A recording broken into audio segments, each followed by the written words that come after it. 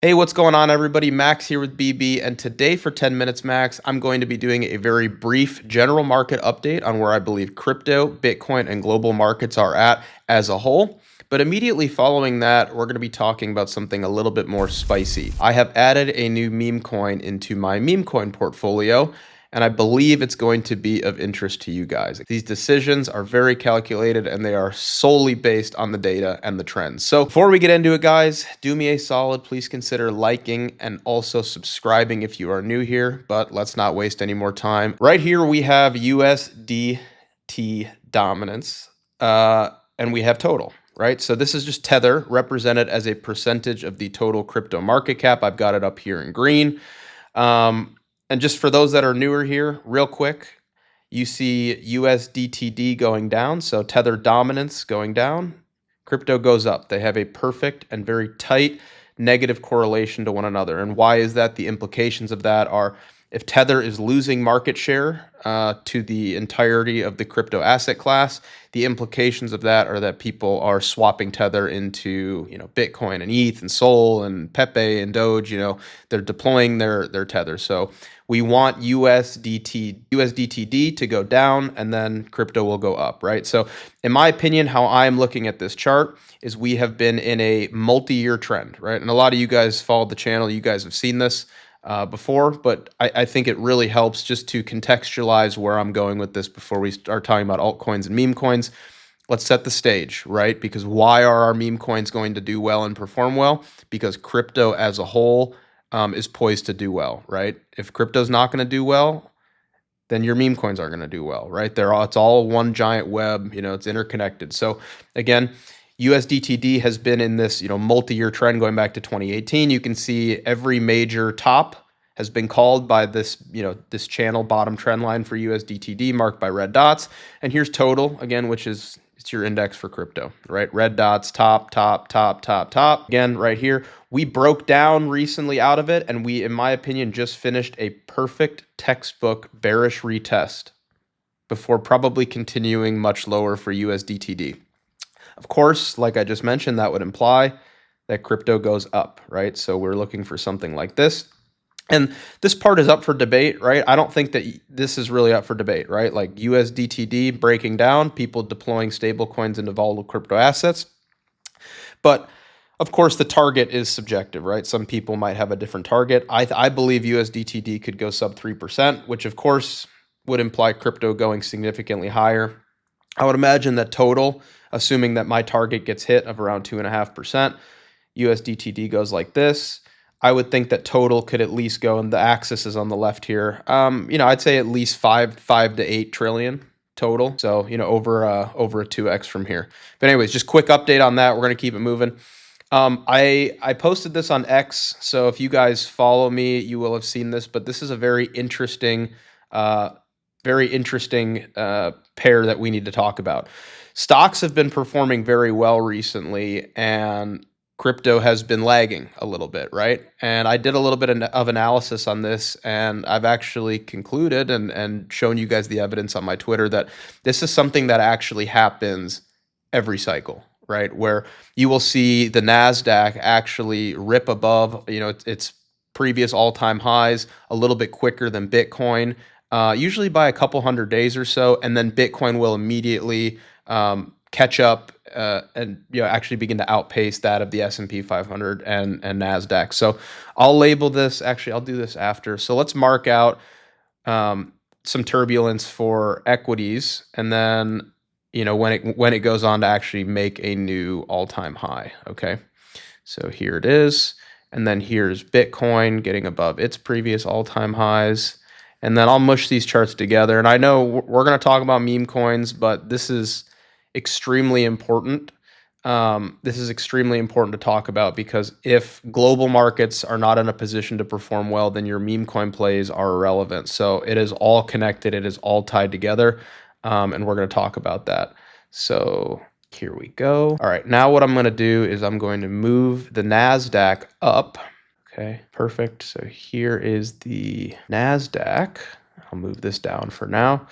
So here's the NASDAQ down below. Here's Bitcoin up top. I can put this in orange so you guys know it's Bitcoin. And I want to show you, when the NASDAQ finally goes into price discovery was right here, right? So the NASDAQ is, in a turbulent area, just like Bitcoin. Then it goes into price discovery right here, okay?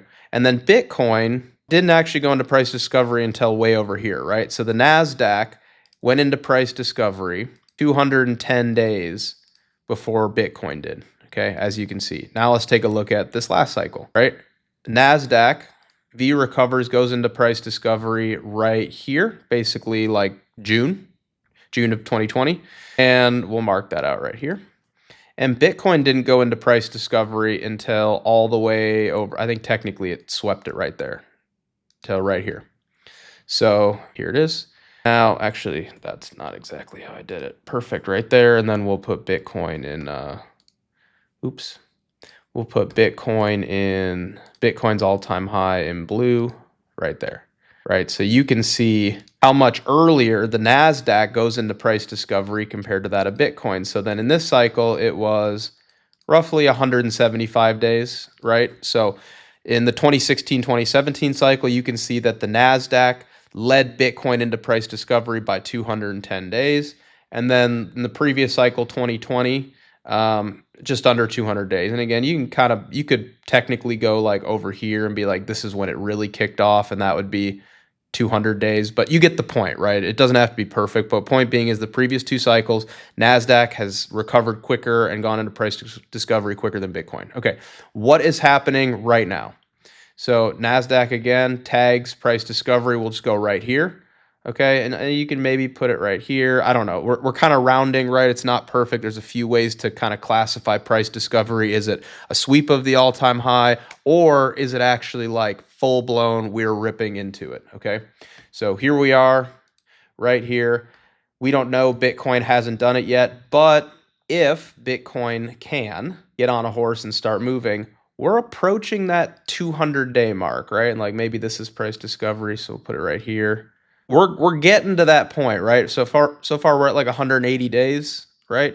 So we're getting to that point where we would be in line with historical trends of the NASDAQ going into price discovery, a couple hundred days before Bitcoin does. But obviously we need Bitcoin to do that. So we're getting to that point, right? We're getting to that point. And now something else I want to throw into the mix here is what typically happens after Bitcoin goes into price discovery, which is, of course, after the NASDAQ goes into price discovery.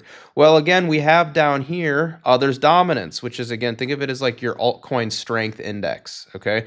This is others, which is everything in crypto minus the top 10 by name, okay, or by market cap. So minus Bitcoin, ETH, Sol, BNB, the top 10, represented as a percentage of the total crypto asset class. So if this is going up like this, if it's going up, that means that altcoins are stealing market share from Bitcoin, right? So what do we see every single time this little rotation happens here, where Bitcoin and the NASDAQ do this little dance? If the NASDAQ leads, then Bitcoin catches up and then outperforms. What do altcoins do? Well, others dominance goes one, and I made my last video was on this. You guys should know this. I'll make it in red here. So then others D puts in its global bottom, and then it puts in a nice pop right before the NASDAQ goes into price discovery, basically, or right after, doesn't matter. And then it puts in a high time frame higher low, right? I can put this in log just so you could see it, right? Global low, pop, higher low, right? Do the same thing. Last cycle. There it is. Global low, pop, high time frame higher low. Bitcoin goes into price discovery. NASDAQ is chatting. Same thing. Where are we at right now? Global low on others dominance, pop, high time frame higher low. Are we about to do this? And we're about to have alt season. Well, the previous two cycles would indicate that it is about to start any minute, right?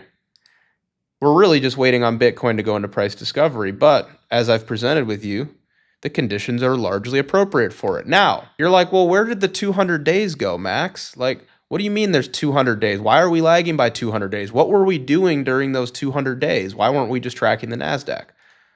Well, I'm happy that you asked.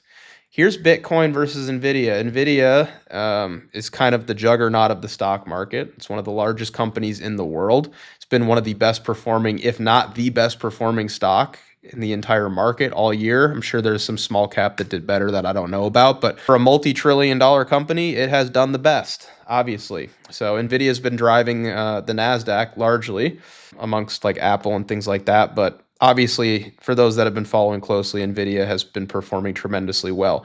Look at this fractal, guys. Going all the way back to October, November of 2021, look at how we topped here. We put in our global top on Bitcoin and NVIDIA, drop down, complacency shoulder, deviation, final bull trap. We capitulate down into a bear market. We go orange, purple, green, right? Little PO3 at the bottom, same thing with NVIDIA. And look at what happens here. NVIDIA, look at my cursor, right? Look at the cursor. NVIDIA starts ripping upwards towards a new all-time high. And what's Bitcoin doing? Bitcoin wasted 200 days right here. These are your 200 days that were wasted right here. NVIDIA didn't do this. The NASDAQ didn't do this. Bitcoin took a little bit longer to find its footing. It does this every cycle, as I just showed you guys. Bitcoin's about to go into price discovery. It's the same thing every single time, couple hundred days. Just takes a little bit longer. And here are your 200 days that have been wasted. I have identified this for you on the chart. This is the difference in these fractals. Then NVIDIA really solidifies its strength and what it's doing in the market. Really strong earnings, gaps up above previous all-time high. Chop, chop, chop. Oh, this is distribution. Fake breakdown. This is the final bear trap. And then from there, off to the races, right? By the way, this is in log mode. This is what it looks like in linear mode. I just did it so you guys could see it better, right? Look at this move. In my opinion, there's a non-zero chance that Bitcoin, again, is doing this fractal. We had the ETF pump gap up with a bunch of inefficiencies.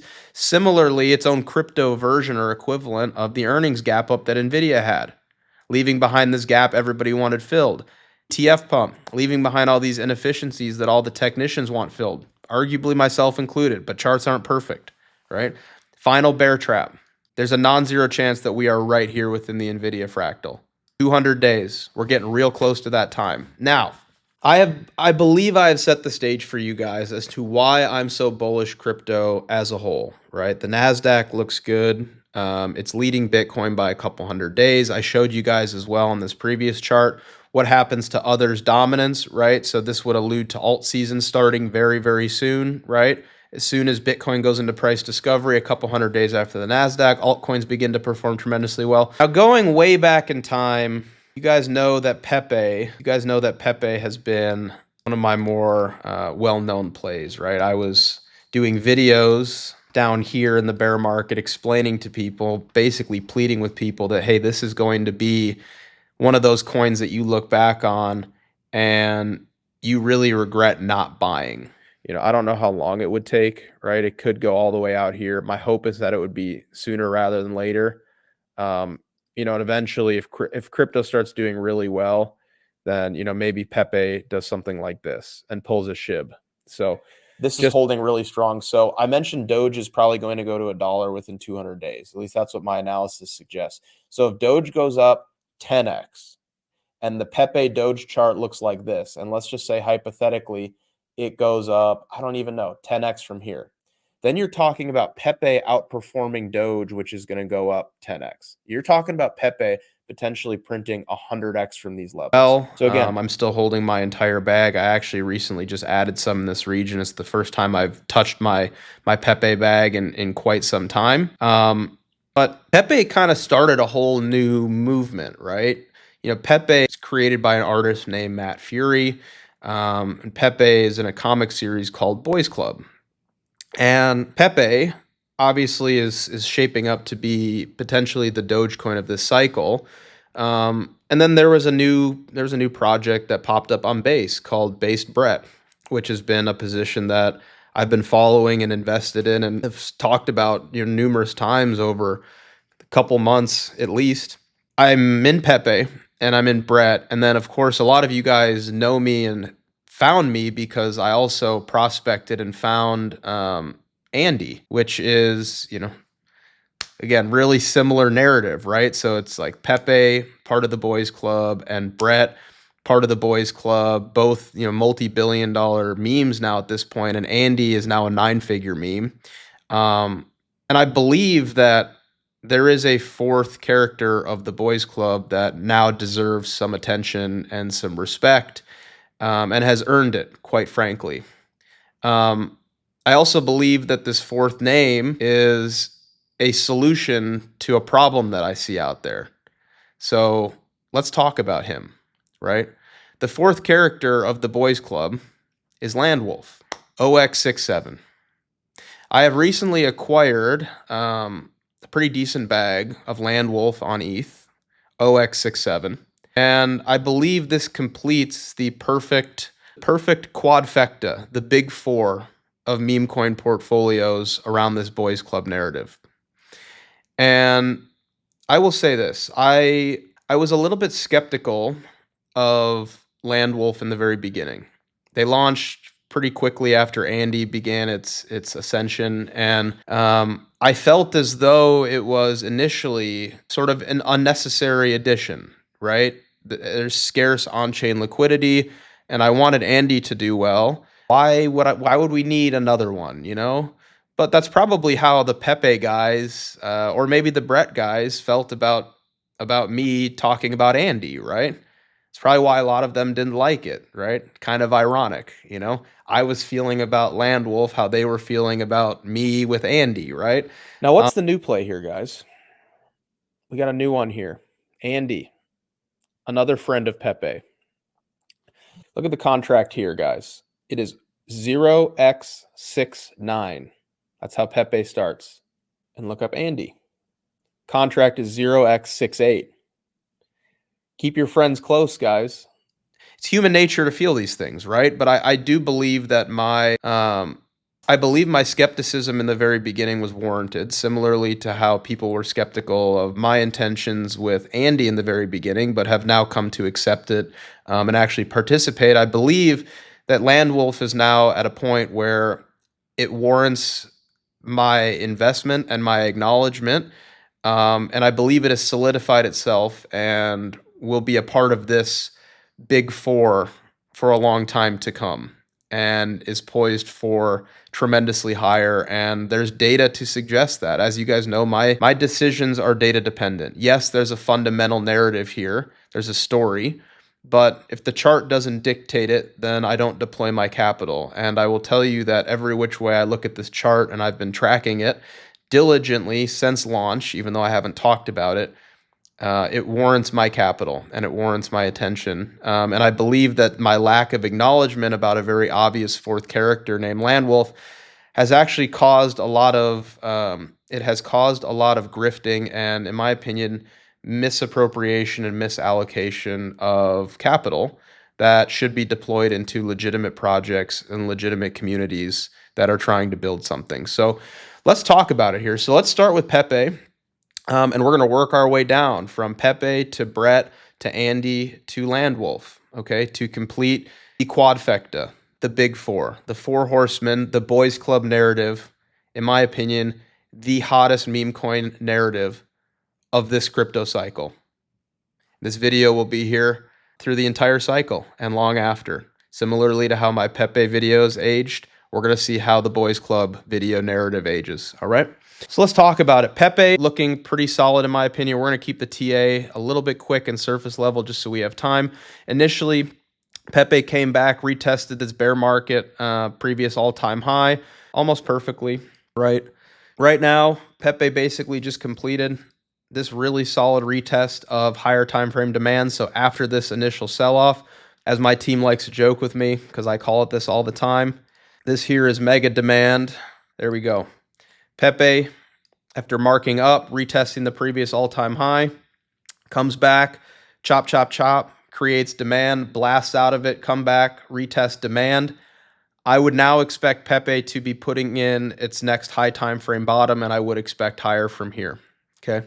Now, let's take a look at Brett, another one of the strongest meme coins in the entire market, of course, another character in the Boys Club. Can't say enough good things about it. Absolute marketing machine. This is one of the cleanest looking charts in all of crypto, and I actually have these pre-drawn, so I'll just put these up here. But this is pretty unbelievable. So after this initial markup phase, puts in a nice all-time high. It has an aggressive retrace. We got our fib tool marked out right here. We got our 1 fib. We got our 0 fib at the range low. Look at where we global top for Bas Brett here. Perfectly at the 1.618. chop, chop, chop, reaccumulated. We then dipped into this demand right here. I would expect the 2.618 to be next, which would be about 7 billion market cap. Okay, so from right here, Bas Brett, assuming it goes to the 2.618, would be about 400%. And then from there, we will reassess, mark out some more targets.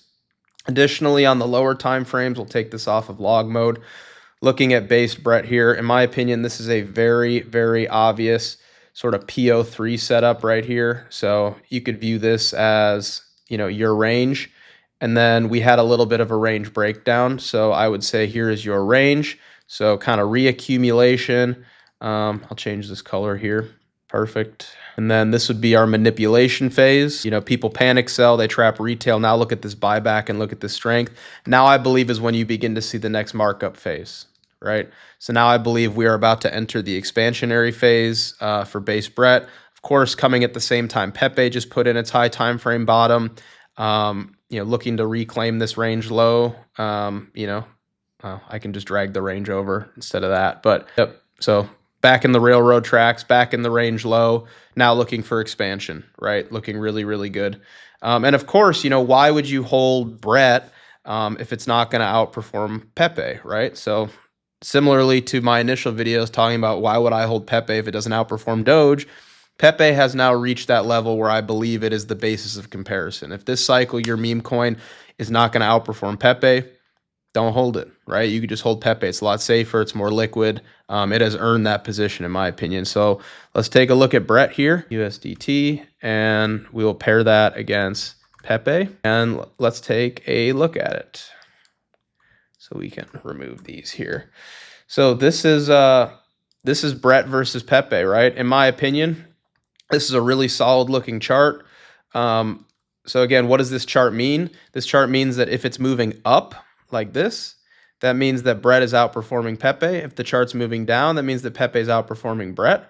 And in my opinion, this looks like basically just kind of a normie bull flag. Like you could call it whatever you wanted, but like a range and reaccumulation, something like this before ultimately breaking to the upside, therefore further outperforming Pepe. Now, what does that mean, right? That doesn't mean that you should sell your Pepe into Brett. Diversification is key. I'm not selling anything into anything. Like I hold all of this stuff. I'm not actively pair trading them against each other. They're part of a diverse, well-rounded portfolio. And I would expect Brett, as a smaller market cap than Pepe and a newer project than Pepe, to outperform it. Otherwise, I wouldn't hold it, right? And here's the proof is in the data, right? You can't be upset about me narrating numbers and data on a chart. Here it is, right? There's no emotions in this game. It's just data. It's just charts. So here you go.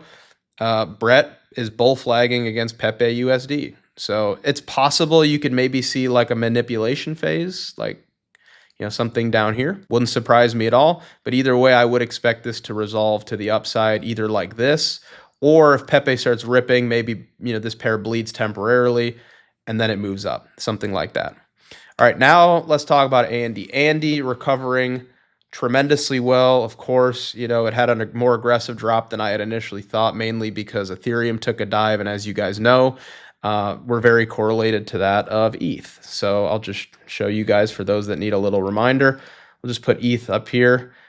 Here's ETH down below. As you can see, as soon as ETH started taking a drop, ETH beta, premier ETH beta, just like, Andy, look at when they started dropping together. Here, I'll put this in candles just so you guys can see it. All right, here you go. Here's ETH. So of course, as soon as ETH starts taking a drop right here, dropped from 3,500 down to 2,800. Andy took that same dive, right? So you're mad about Andy dropping, talk to Ethereum. And now look at what's happening, right? ETH is moving up. It's very, very clear what's happening here. ETH is moving up. Andy's moving up even more, right? So we talked about this idea of, Andy being like a levered Ethereum long. Well, here you go. ETH up 20% from the low, Andy up almost 100% from the low, right? There's proof is in the pudding. Now, what would I expect for Andy here? Let's take a look at it. Similarly to Brett, it's doing this sort of high time frame, reaccumulation. In my opinion, this is mega demand right here. Our text on there, mega demand. Look at where we stopped, right? Because think about it like this, right? Whatever happened in here, there was accumulation. It caused this to happen. Okay, caused that to happen. And of course, ETH was, ETH propelled it there as well. ETH went up 800 points. But this was accumulation, expansion, retest of demand. Now look at us, right? Look at what's happening. Retest of demand, holding perfectly. Is this a coincidence? No, it is not, right? Looks very good. Now, on the lower time frames, what am I expecting here? I would look at this as sort of your swing high and swing low before ultimately we had that ETH sell-off, which sent us lower. But I would look at this similarly like what we just talked about on Brett, a reaccumulation with a manipulation phase. So here is your range with, accumulation. And I could remove I'll remove the brackets. We don't need that. Something like this, right? Accumulation with a manipulation phase down here. People panic sell. They sell at a severe discount when in reality we're just retesting mega demand. And now we're about to see expansion to the upside, right? Classic manipulation, right? So I think this chart looks absolutely impeccable. It looks tremendously strong. We're holding and bouncing exactly where we need to. Now, additionally, why would you hold Andy if it doesn't have the chance to outperform that of Pepe, right? It's a nice narrative being in the Boys Club narrative, but the flows need to be supportive of the narrative. Otherwise, it's not legitimate. So let's take a look at it. I can redraw these. We'll do them fresh, right? So here's Andy. Here's just Andy USD right here, looking very, very strong. And here's Andy Pepe, right? Let's take a look at it. Previous demand before expansion, dipped into it. More mega demand, looks really good. Additionally, and by the way, this was a scam wick that didn't actually happen. That was an MEV bot. Additionally, we're kind of like bull flagging, right? So Andy is poised to, similar to Brett, outperform that of Pepe, the king meme of this cycle, in my opinion, right? So why would I hold Brett? Because I believe it can outperform Pepe. If it didn't, I would just hold Pepe, right? Why would I hold Andy? Well, again, part of the Boys Club narrative, right? Checks all the boxes. And additionally, look at it. It's respecting levels and it's going to outperform Pepe, as it should. It's a younger, smaller project, smaller market cap. Price impact is much greater when people put money in it. It's much smaller, much younger. It should outperform, right? Pepe is king. This is data, right? I'm just talking about data with you guys. Like this is data. We are here retesting previous demand. And we're also probably going to break out of this diagonal here, and Andy's going to tremendously outperform that of Pepe, as it should, right? This is a nine-figure meme coin, and Pepe is multiple billions. So again, very good RR. Now, let's talk about Wolf. Let's talk about the fourth character of the Boys Club, which I've just recently taken a position in. Let's talk about it. Here's Wolf. Very interesting chart. Really looks unbelievable. So again, this was the initial sort of accumulation right here where, it launched very quickly, rallied up to like 10 million, pulled back to like 2 million. And this was the initial range, right? This was like your deep value discount territory right around here. And then after this range, something very interesting happened. It kind of went into a parabola. They got a bunch of exchange listings. Holder count grew like crazy. This was your chance. If you were bearish, right? Like this is when things get rejected, is they break out of their initial range, they put in a deviation, they get back in the range, and then they just do this. Like we've all seen projects that just do that, right? Things get hot initially, they try to break it out, it gets smacked down. This is not what happened. This went from 10 million to 9 figures. And similarly to Andy, right? And Brett and Pepe, it's, pulled back, ETH is pulled back. And what it's done here is we've now retested like the most critical level on the chart, which is this previous demand zone after the initial accumulation range, right? So we'll zoom in a little bit, we'll take a look at it, and then we'll talk about some pairs. Additionally, there was a very solid and pronounced local manipulation right here, like beautiful, beautiful sweep, like slow bleed down, took out all these wicks right here. People were capitulating, emotionally selling, and then boom, right? Really solid pop off that level. I've no doubt the recovery is going to continue. This chart looks really, really solid right here, right into demand, nice sweep of liquidity. There's also, you could draw like a diagonal trend line as well, something like this, totally works. But, it's not necessarily necessary, right? It's just another approach to look at it, right? So why would we hold Wolf, right? Well, again, it's part of the boys club, right? You've got Pepe, you've got Brett, you've got Andy, and I now believe it warrants discussion about LandWolf, right? There's no doubt in my mind this is a legitimate project with a solid group of guys behind it. The chart looks really solid, and it's trading really, really cleanly as well against all the pairs it needs to. So let's take a look at it. Wolf, Pepe. So here's Wolf against Pepe, right? Similarly to how we just looked at Andy against Pepe, right? Holding the levels that it needs to. Here's Wolf, right? Wolf against Pepe. Quick reminder for those that are new here. This chart moves up. Wolf is outperforming Pepe. This chart moves down. Pepe's outperforming Wolf. And again, why would you hold Wolf, which is sub 100 million market cap, if it's not going to outperform Pepe? You should just hold Pepe then. So here's our initial accumulation range. Same exact thing. Had demand, some serious demand after the initial range breakout. Here we go.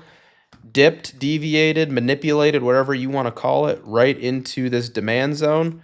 Perfect sweep of liquidity right here. I mean, you can't make this up, right? I mean, literally perfect sweep and then fired out of it, right? So I mean, this chart looks absolutely incredible. Additionally, this is your kind of all-time high supply region before the last sell-off for Wolf versus Pepe.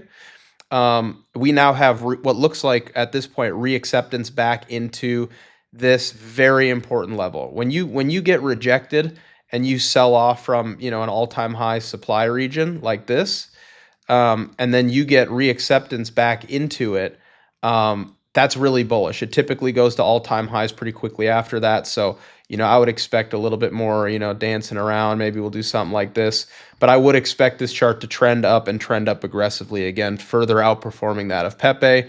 And again, you can chart Wolf against Andy.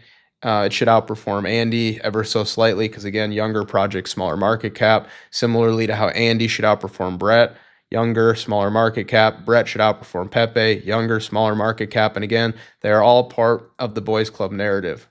Now, I've presented you guys with the data. I've presented you with, hey, look, I'm in this thing. And I own 3 of the 4 boys club characters, and I finally added a 4th. And this is the one that I'm most interested in for mainly the charts. Of course, you guys know that I make my decisions based on the data, but I also believe that the team, they warrant a position for me. They've worked extremely hard. I would say that they have done everything the right way.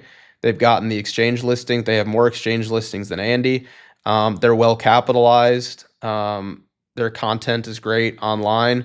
And similarly to Andy, it was a fair launch. There were some guys initially that scooped a large portion of the supply that have now, they have really reduced their overall positions and been very generous in donating to get listed on exchanges. And I've watched sort of the redistribution of, the very concentrated funds, which we do see a lot of in the very beginning of projects where, whales, mega whales, they will, slowly begin to distribute and either, maybe either donate or become a part of the team or do CTOs, things like that. But this project, it checks all the boxes for me at this point. And again, it completes the 4 horsemen, the big 4 of my meme coin portfolio around the boys club narrative. And I actually believe that I've been part of the problem, right? Like given my platform, given how people initially found me was because of my Pepe trade and how well it worked. And then Brett started doing very well. And then of course, Andy did tremendously well. And, that was a play that originated for me.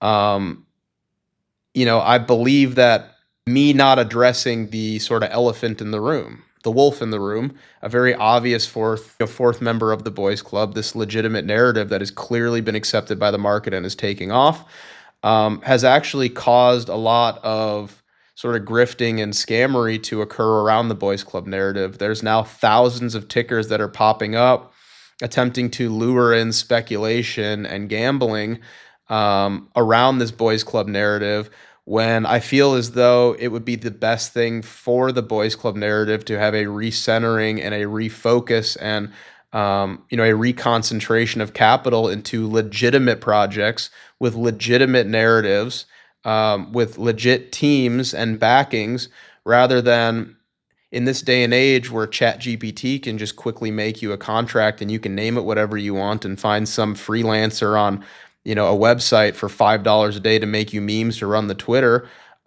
really recenter and refocus around these four names being Pepe on ETH, Bas Brett, which, by the way, I mean, Base is not ETH, but it technically is. Like, they use ETH, you bridge over ETH. So for all intents and purposes, in my book, Bas Brett is the winner, and it is on ETH. Okay, it's Bas Brett, Andy OX68, and LandWolf OX67. These are the ones that I have chosen for a multitude of reasons. I have serious positions in all of them, and I will be riding them through the entirety of this cycle and potentially even next cycle, depending on how things go. And I believe that this completes the big four of potentially the greatest meme trade in the history of meme coins, being the Boys Club, stemming and originating from Pepe, down to Bas Brett, down to Andy, and now LandWolf. My targets remain largely unchanged. You guys know, for those of you that have been following me for a while, my target for Pepe is 50 billion plus. I said that when it was at 300 million on YouTube. I stand by that. I believe it will go to 50 billion plus, given the right conditions for altcoins. I believe that Bas Brett could reach parity with Pepe. I believe that given its position on base, it is solidified. It's drawing in major institutional investors. They're an absolute machine over there, and I believe that it could reach parity with Pepe. And there's actually, this is kind of a hot take, so don't come after me for it. I have a working thesis that base season will be, much later in the cycle. What we could expect is that late in this crypto cycle, the Ethereum gas fees are going to get really expensive, just like they did last cycle. And I think that will be a catalyst for people bridging over to Base. When people bridge over to Base, they're going to throw a lot of money at Brett, right? There's not a Base token, and people want to size into something. People love meme coins. They're going to throw huge money at Brett, like they already are, but especially during base season. So I think that Pepe will probably continue to lead and be the first one to crack that multi-deca-billion-dollar status, hopefully above 50 billion. Pepe will probably begin to slowly lose steam, and then we'll see base season. And there actually may be a point in time when Brett will slightly flip Pepe if we do get the base season that I think will happen. So I think that, again, Pepe and Brett, 30, 50 billion, somewhere in that region. I think that Andy will go to 5 billion at least, but hopefully even more, maybe 15 or 20 billion, given the right conditions. And again, a lot of it's dependent on ETH. We need ETH over 10K for all of this. If that doesn't happen, then my targets are too high. If ETH goes higher than 10K, then my targets are too low. It goes both ways, I'm just speculating. I'm just using the data available, and I'm just a trader. And I do believe that LandWolf could be a multi-billion-dollar project. At a minimum, I'd be targeting 600 to 700 million. On the high side at this point, I would say 3 to 5 billion, right? If this Boys Club narrative takes off and we can get investors that are interested in this narrative to refocus and recenter on these four names that I believe are the most legitimate surrounding the Boys Club narrative, not that there aren't other ones that deserve some attention, but I do believe that these are the four that stand the best chance. You could be staring down the barrel of, Pepe and Brett going 50 billion each. That's $100 billion in total market cap. And then probably, combined between Andy and Wolf, maybe another 20 billion, you're staring down the barrel of a $100 billion to $150 billion cumulative market cap between these four names within the Boys Club. But that only happens if it really takes two things. One, investors need to recenter and refocus, like I already mentioned. There can't be any more scam names. There can't be any more trying to grift around the Boys Club. There are clear winners, in my opinion. There are clear winners. There are legitimate teams working on this stuff around the clock. And no more of this weird, popping up contracts to try to lure in speculation for quick pumps. There needs to be a recentering of focus and liquidity into legitimate names and projects, right? If people continue to grift and try to prey on this narrative just to only benefit themselves, it will hurt all of the projects, everything. Every single one of them. And additionally, we need alt season. We need Bitcoin and price discovery. We need ETH BTC rallying to, probably new all-time highs. We need Bitcoin dominance dropping down, and we need alt season, right? So God willing, we get the right conditions, and, we look at a chart like this one, where Bitcoin presumably is right on the cusp of breaking to a new all-time high, which is right in line with what it's done in the previous 2 cycles, which is a couple hundred days after the NASDAQ does. And then, of course, the bottom chart, altcoin dominance, suggests, hey, we're probably getting ready for alt season as well. If the perfect storm happens, and Pepe should rip from here. This is Brett. Pepe should move up, so Brett USD up. Andy looks absolutely unbelievable recovering here, and it looks strong against Pepe as well. I would expect this to break out, something like this, and we'll see Andy outperform Pepe. And the new one, the new addition to my portfolio, the 4th member of the boys club, Wolf. Here's Wolf Pepe, just reaccepted back into its all-time high supply region. I would expect up and up aggressively from here. And then here's Wolf. Here's just normal Wolf. Looks incredibly strong. Looks incredibly strong. Short term, something like this. At least the 1.618, maybe the 2.618. But this is just another reaccumulation before a markup phase. But anyways, guys, that's all I got for you today. I wanted to get this video out. I know it was a long one, but I haven't been here in a few weeks. So there was a lot to talk about. But things are looking pretty good. So, fingers crossed that Bitcoin can continue this momentum upwards. And I believe that when it finally gets above the previous all-time high with conviction, no more chopping around, no more dancing around, that should officially kick off alt season. It's been a long time coming. Everybody's been very patient, but I believe the time is here. So again, quick little market update for you guys, as well as a more thorough, comprehensive update on what I believe is going to be the best meme coin portfolio trade of this cycle. The Boys Club, the Big Four, Pepe, Bas Brett, Andy OX68, and LandWolf OX67. Guys, thanks so much for tuning in. Please like and subscribe. Check out the links in the description below to support BB and support your trading journey. And we will see you guys next time. Take care.